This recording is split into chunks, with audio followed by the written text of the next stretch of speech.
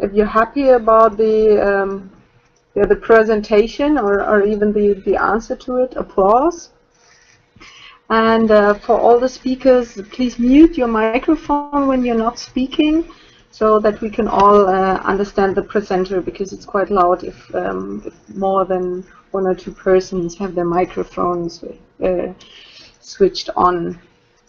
And I would prefer to raise the questions at the end, so we let everybody present, and then we wait for questions from the audience, or we will also have some icebreakers for you. If you have a question to a certain presenter, so you can also ask the question directly. So here on the left side below, you can put it to all presenters, or to the presenters, or to everybody. Otherwise, we can also address the question at the end. Yeah, this is it from my side, technical concerns. Lucy, can you just inform me how many participants we are still waiting for?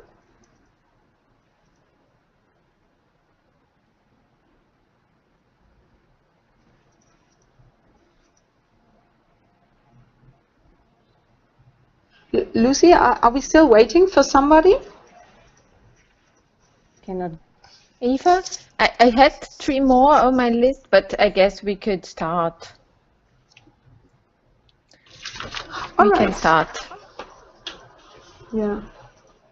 All right, so let's start.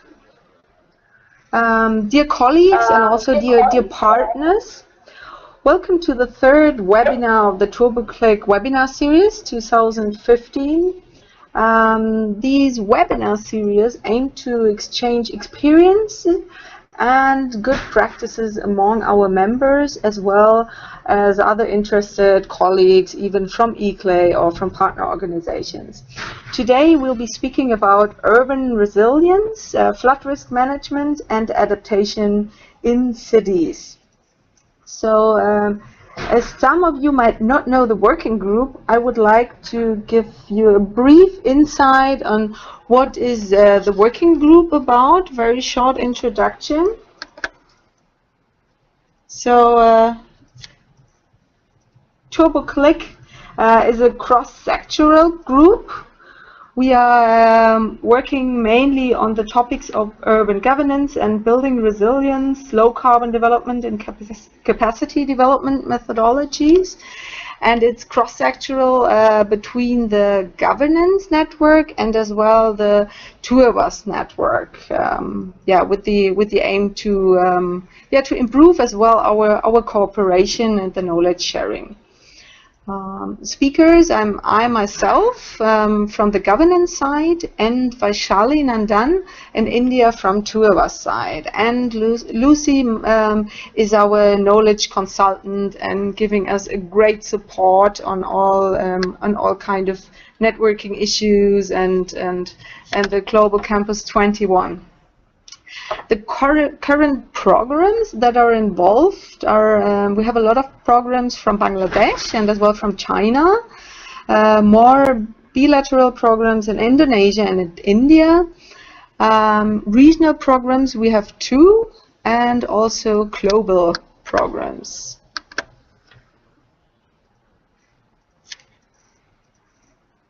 So here you have an overview on what are the main topics. We are discussing a lot on cities and climate change, for sure urban issues and environmental issues, also on good governance, solid waste management, for example.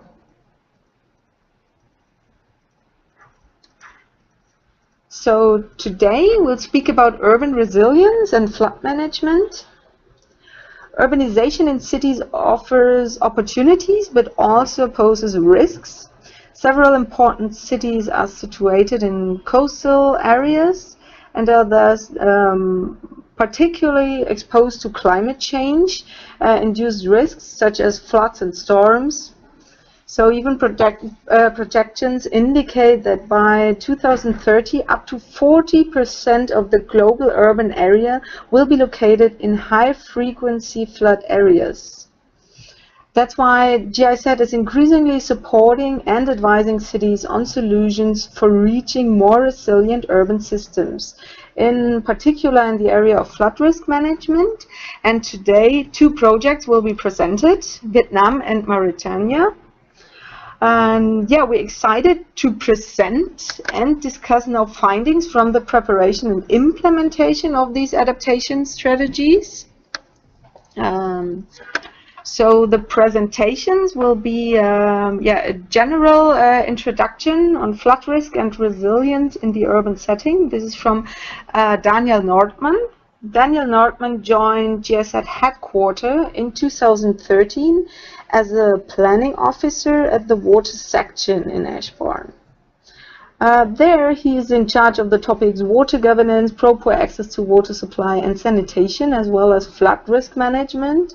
He's coordinating the community of practice on flood risk management, which was formed recently by 6 different programs, and he will also give an introduction on that. He's also in charge of backstopping bilateral water programs in Pakistan, Thailand, Tanzania, and global programs. The second presentation will be on flood risk management as a contribution to urban resilience in Vietnam from Eva Hübner. Eva Hübner is a technical expert in the GIZ Urban Floodproofing Project in Hanoi, Vietnam. And together with her team, Eva helps the Vietnamese government to apply a climate lens to urban development and flood protection. Third, we will have a presentation on understanding the impacts of climate change and framing the adaptation in a city in Mauritania, Nouakchott, if I spelled it correctly. This presentation will be done by Dr. Omnia Abukora Vogt, architect and urban planner mainly specialized in cities urban planning and local development in Africa and MENA region. So based in Nouakchott in Mauritania, since 2013, she's leading the GIZ project Adaptation to Climate Change in Coastal Cities. The project is at the interface between adaptation to climate change and urban planning and management, an interface she jointly developed for the GIZ projects worldwide, focusing either on adaptation or on urban governance. And after these exciting 3 presentations, we will have hopefully vibrant discussion, and I will give you a wrap-up at the end. So now we're looking forward to an interesting discussion, and I will hand over to Daniel Nordman. Yeah, thanks Eva for introducing me and the other colleagues. Can everybody hear me? Just give me a brief sign, a smiley for example. Perfect, okay, thanks a lot. Yeah, what I would like to do is to just briefly frame the relationship between the 2 issues of urban resilience on the one hand, climate adaptation, and on flood risk management on the other hand, which is now in the focus of our webinar. Yeah, basically to set a little bit the scene, if we look at the chart on the right-hand side, we can see clearly that floods and storms, which are frequently going hand in hand, of course, are among the key risks actually globally, but also for cities. So usually it's a situation of having too much water, as in the case of floods, or if you look at droughts, also as having too little water to supply the population and also ecosystems with a sufficient quantity of water. Yeah, at the same time, if we look at the figures on the left-hand side, we see that the share of urban land, which is located in high-frequency flood areas globally, already stands at about 1/3 of the urban land, and this will increase even to a higher share of about 40%, as recent projections show. And as a consequence of this, if we look at cities, they are concentration and a hub for economic value chains, production, also concentrations of people we find there. And that means that both the people as well as assets and economic assets are or will be increasingly exposed to floods, to droughts, and to storms and other extreme events. And that also implies, of course, that the potential economic damage or losses of human life might further increase. What are the sources? What are the drivers of flood and drought risk in cities? If we look at the left bottom, of course, natural extreme events are among them. They have always occurred throughout history, so it's not only a matter of climate change, but of course, climate change affects the intensity or frequency of such events. Secondly, if we look at flood risks and resilience of cities, we also have to take a look upstreams. Many cities are located in delta regions, especially in Asia, or along rivers. And in both cases, you have to look for the causes of floods or of lack of water, also upstreams, because catchments degrade, deforestation increases the runoff, etc. Thirdly, human factors, of course, play a very important role. The settlement in flood-prone areas, lack of structural or non-structural measures, and I think we'll discuss that later in the two country examples, of course, increase the risk for people and assets. Yeah, the concept, or when I read through people's papers from ICLEI and other institutions, also the UN, you always find the statement, greater risk requires greater resilience. So what is actually urban resilience? I've put that concept now at the core of this slide. The UN defines it as the ability of a city, in our case, exposed to hazards, to resist, accommodate, or to recover from the effects of a hazard in a timely and also in a efficient manner.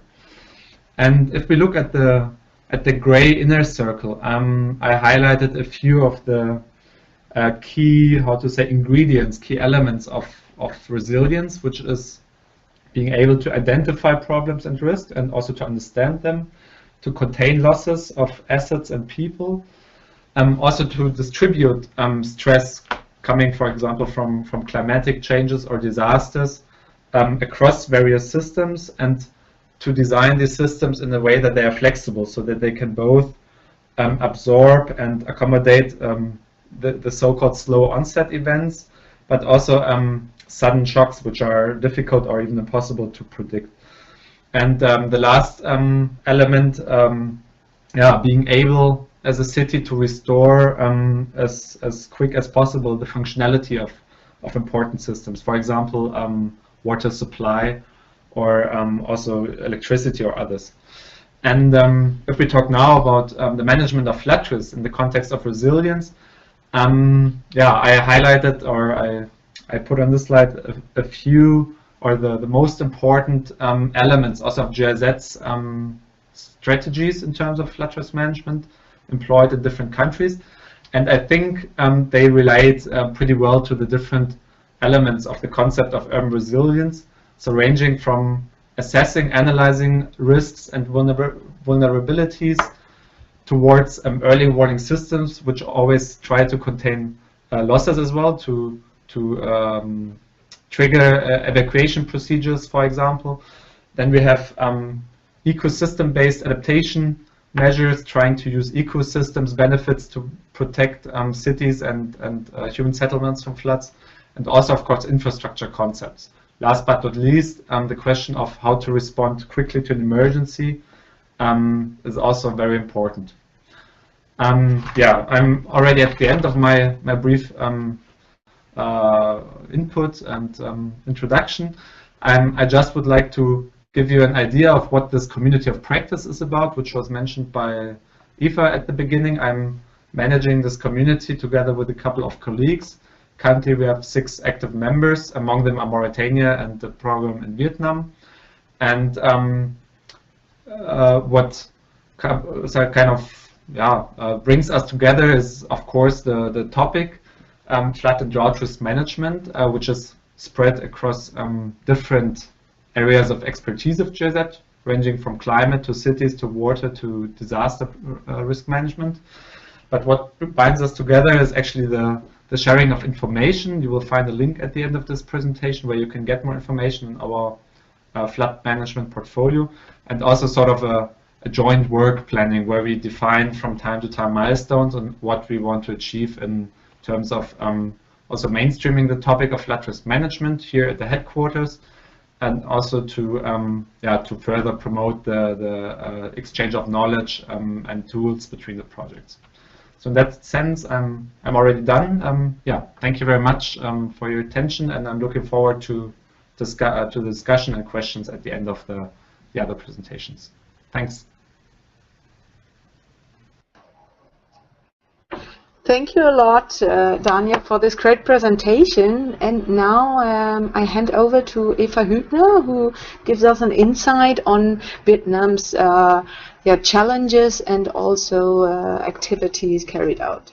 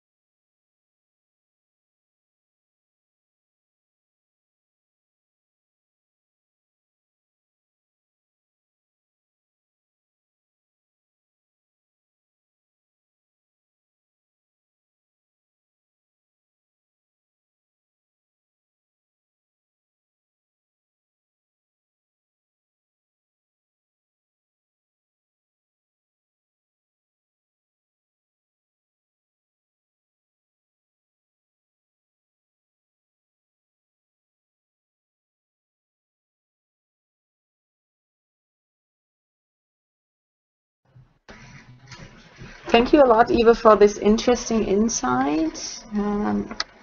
And now comes Anya.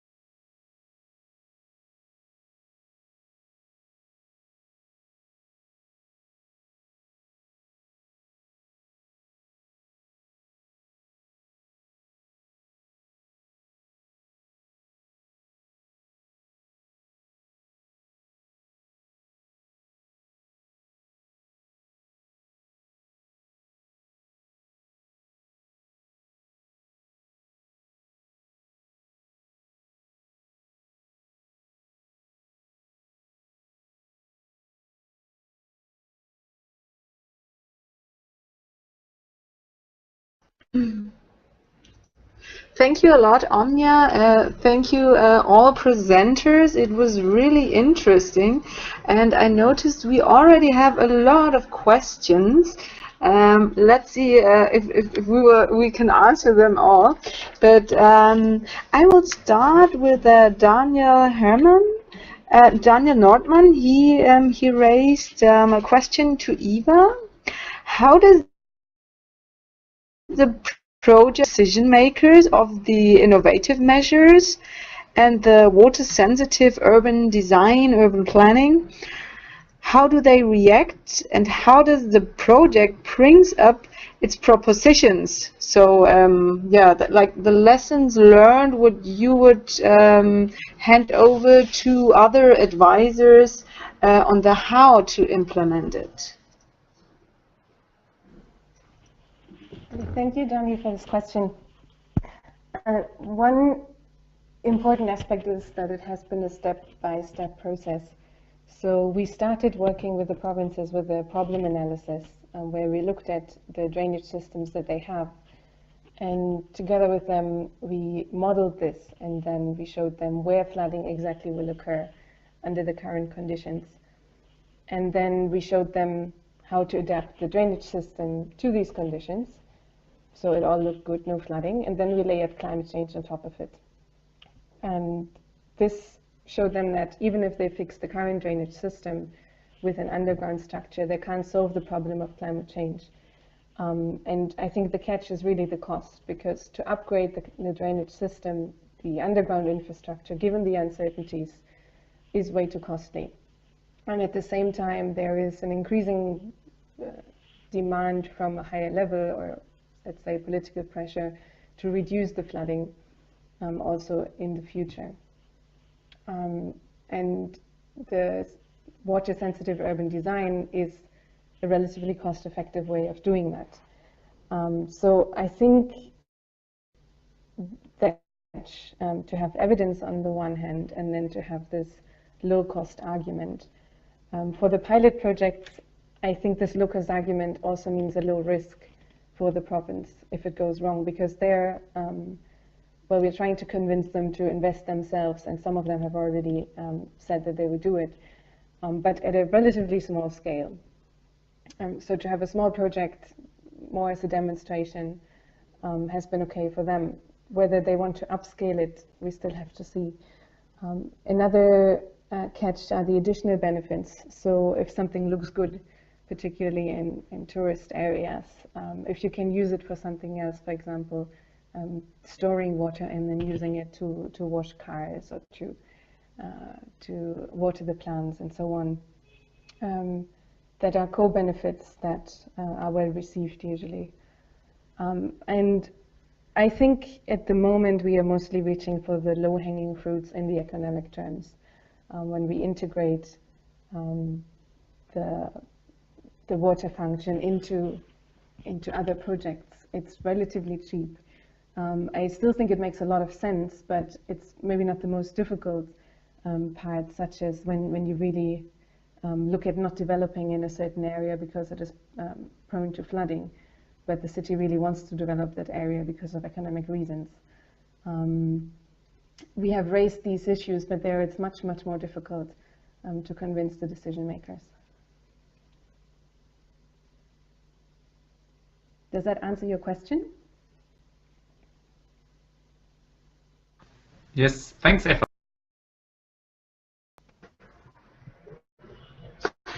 Thanks, Eva. And another question from Teresa, where I'm personally also interested on this joint working planning and the community of practice. So she's addressing Daniel. How does your global community of practice work? So she understands there are many community of practices in the water department. And how do you coordinate with them and the way of working with different community of practices? Okay, thank you very much for this question, Teresa. Maybe I just switch back to that slide which I presented at the beginning. Yeah, this one here. I think, or first of all, in the GIZ water department, we have currently in place about 4 communities of practice, and we're like in the process of setting up another 2 to 3 maybe. So the total number might be 6 to 7 at the end of this year. And why do we do it? And what is different to compare to a sector network working group, which is a different format employed within GIZ? For us at the water department, the idea of a community of practice is to create a space where important topics from our point of view, like from the view of the water department, where the knowledge management on important topics is enhanced. And our observation was that were working groups in other sector networks, not so much in 2 of us, but in other sector networks in the MENA region and sub-Saharan Africa, lacked sometimes somebody who would actually bind together and coordinate activities, learning events, etc. So for us, one of the key aspects is having somebody managing the community in place. I think the 2 of us working groups already have this element in it as well. I think that's very crucial. What is secondly very important is that it's a global community, that we have in the area of flood risk management a very small portfolio in each region in the water sector. We have a project on the Balkans, some in Southeast Asia, others in Southern or West Africa. And also in contrast to the sector networks, we have a global network here, whereby the project advisors or project managers who are actively and specifically working on the domain of the community are a member of. What else is different? The joint work planning. During a meeting in July, we defined several work streams for us and concrete outputs, which are captured in a work plan with the clear targets, timelines, also sort of indicators. So the idea is to have a joint work plan as a tool for accountability. That was also an observation. There were many working groups in sector networks where a lot was discussed during a Mitarbeitertagung, for example, or a sector network meeting. But frequently there was not too much follow-up, not too much accountability on what was actually being done in this group. So the idea is here to have a sort of transparency, accountability of what is happening there. And of course, it's the community manager who supports this planning process and who helps to organize or even perform certain activities in there. I can share definitely this planning tool with you in the aftermath. And thirdly, or lastly, what we also find is that the products, which are a framework for knowledge management at the Fach- und Methodenbereich, at the sectoral department, are quite broad usually and do not assemble up-to-date information on specific topics up to now. That was something we discussed a lot in the water department, and what we said is that each community may set up an information platform, be it DMS-based, be it a wiki, be it on the Global Campus 21, where important information such as terms of reference for studies, results from projects, publications, consultant contacts, etc., where they can be collected and where the community members and also others get very easy and user-friendly access to it, because the DMS frequently does not provide a user-friendly access and is not very up-to-date. So the idea is here to resolve this bottleneck, and all is focused on the domain of the working group. And very last point, external networks may be part of the community.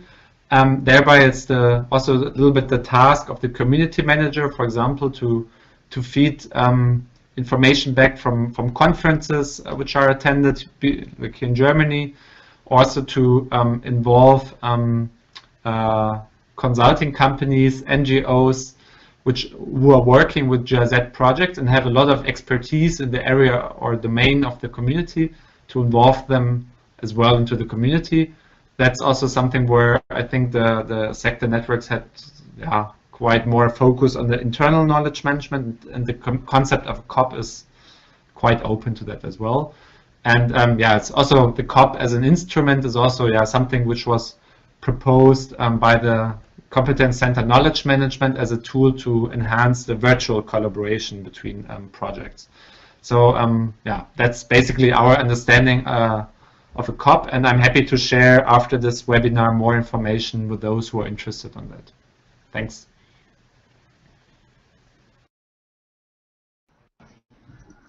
Thank you a lot, Daniel. There seems to be a lot of interest as well, so feel free to share information with the TurboClick members. On the Lucy can do it via the email list. So if you think it's relevant or people might be interested. So I will first go to a question to Omnia. From Lucy, could you tell us a bit more about your experience with the participatory vulnerability assessment, highlights of doing it, or also the challenges encountered? Yeah, thank you very much. With regard to this participatory vulnerability assessment, as I mentioned in the beginning, the issue of linking climate change impacts with the flooding area was not very clear, neither for the decision maker or for the inhabitants.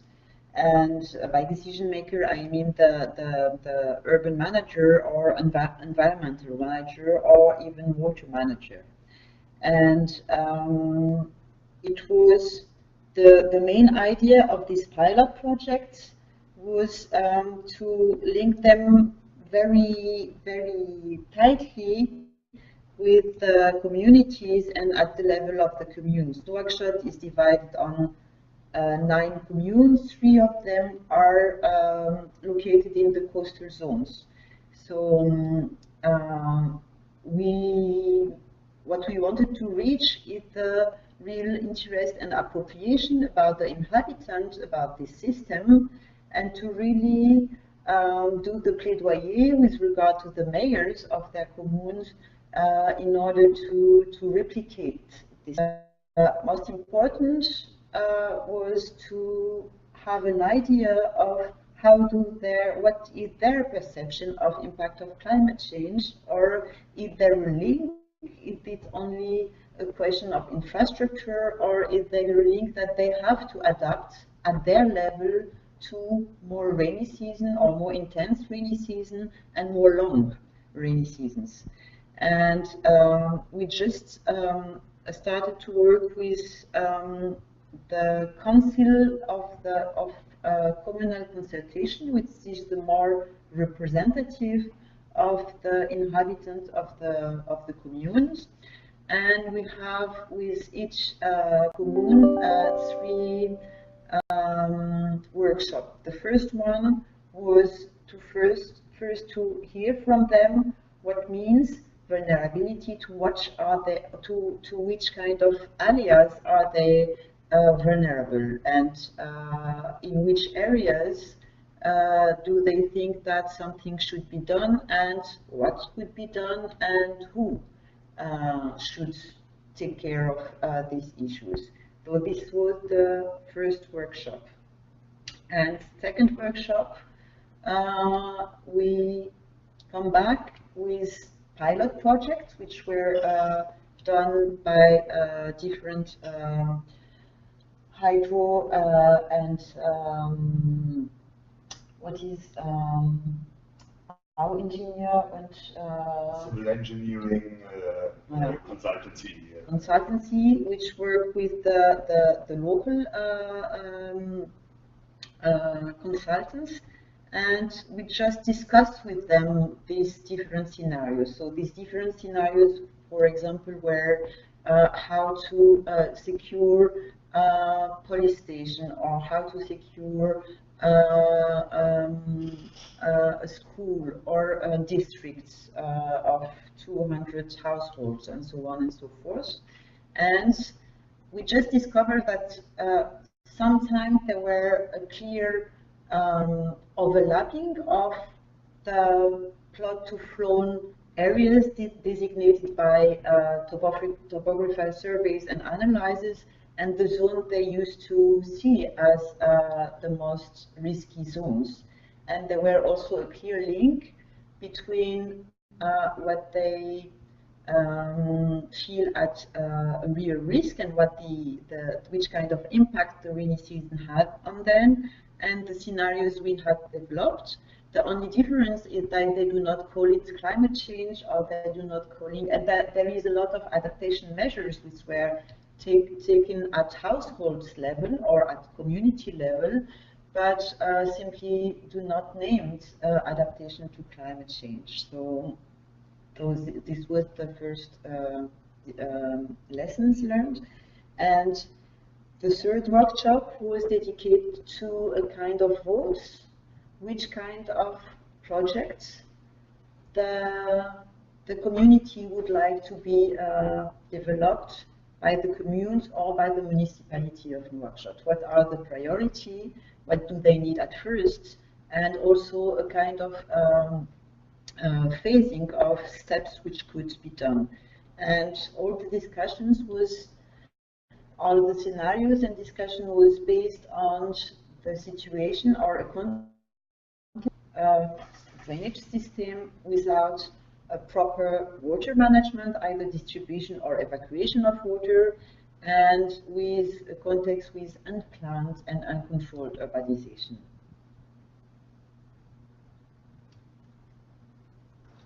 Right? Thank you a lot, Omnia. We have another question that is asked from Christopher Horner to Eva. So the sustainable urban drainage system seems to be designed for cities with enough space or low density. However, he thinks it could be a challenging task in urban settings with high density in terms of construction. Is there a way to implement such system in narrow settings as well?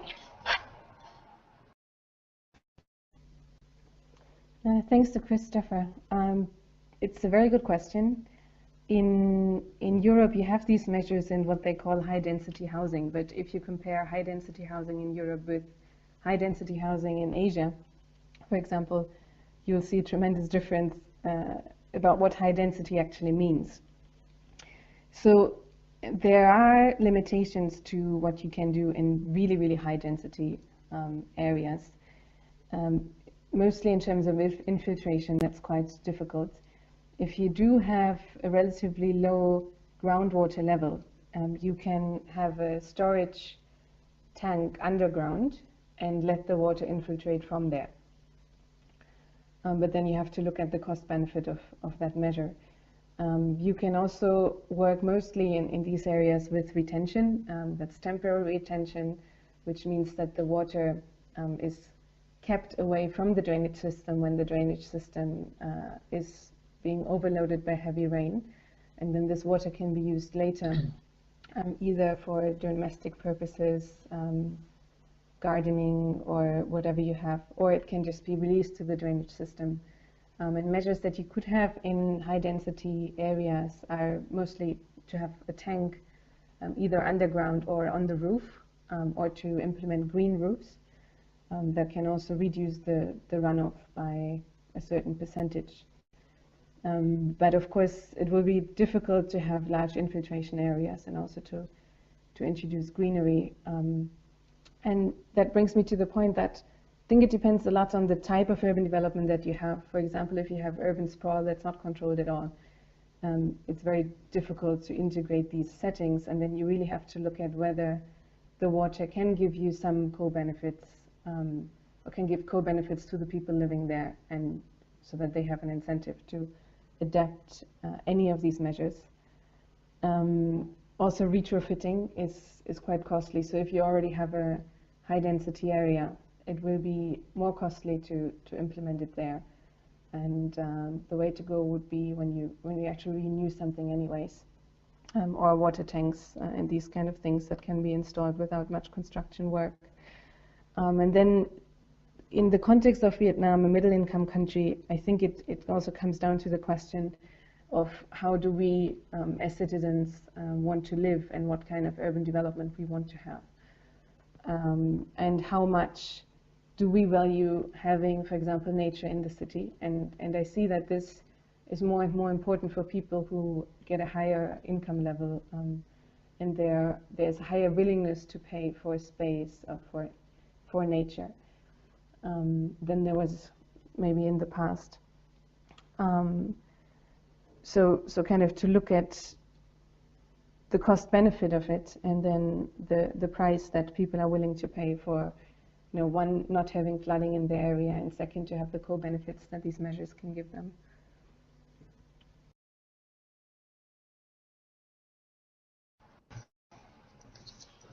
Okay, I see we have 2 or 3 minutes for a last question that goes to Omnia. The situation of flooding looks pretty severe for many parts of the city, says Eva Hübner. So how much trust is there in the protective measures in the long term, both from your project and the population, and its resettlement of people in the low-lying areas a possible solution? If yes, is it discussed all among stakeholders?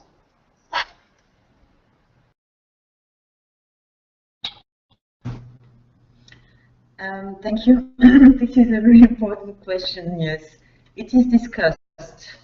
Absolutely. I think that it's discussed since years, and we just have another discussion yesterday, the whole day. But nevertheless, nothing happened. Really, nothing happened. The most challenging aspect is to really link to really bring on board the city of Nouakchott as the main urban planner. For the moment, it's dedicated to a kind of agency which is in charge of the planning, which is a kind of small department in Ministry of Habitat, but there is absolutely no link between the flooding issues, which will be which will increase in the next decades, and any kind of planning.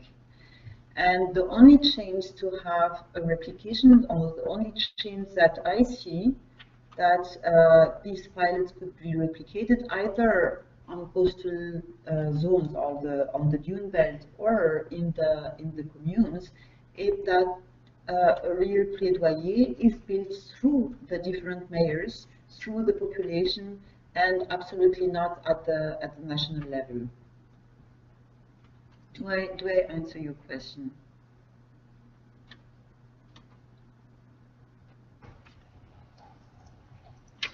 Thanks a lot, Omnia. There are still some questions, and it's really interesting to have all your opinions. And well, for the audience, please feel free to approach. Omnia, can you mute your microphone, please?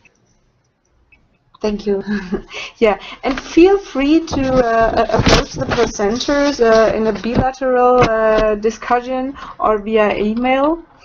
Yeah, we for the wrapping up of this exciting presentation, I think it came quite clear that flood management has to be addressed from different levels, and as mentioned, multiple stakeholders, multiple legislation to enable the necessary kind of change. I found it quite interesting to see Eva's image as well on the playground that she mentioned, that it's actually a drainage measure. I experienced it as well in Colombia.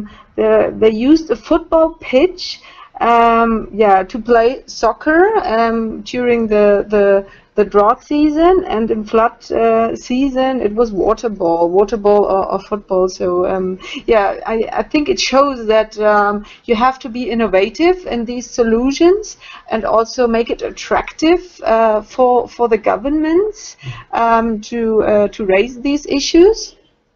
I found it also interesting from Omnia and her approach on the capacity on the climate change adaptation in Nouakchott, which is below 40 meters below the sea level, and seeks to strengthen coherence and consensus in understanding and planning for the flood prevention. And also her lessons learned from the pilot interventions and their potential to be scaled up is very important to mention here. The other example, looking on the country level from Eva Hübner,